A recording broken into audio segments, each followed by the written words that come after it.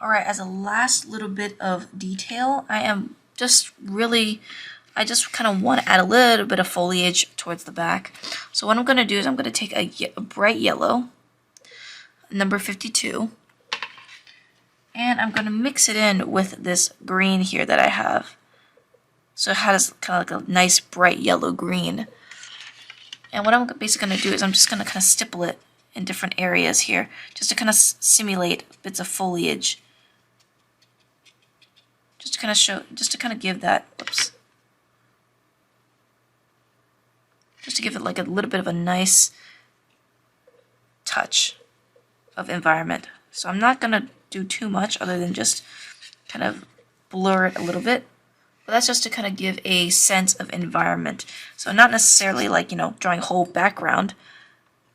Even using a little bit of this green here.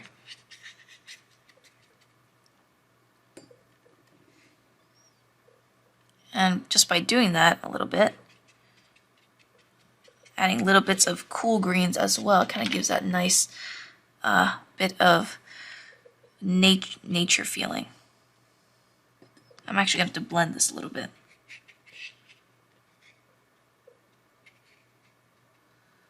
I'm not going to add too much because I don't want to ruin this. But I think this looks really, really neat.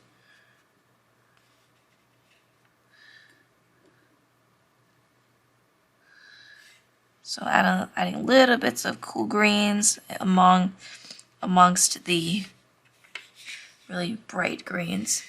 I think that is perfect. That's just a preference, you don't have to do this, but I did that just for the heck of it. I'm also going to add a little bit of that olive green that I just did earlier.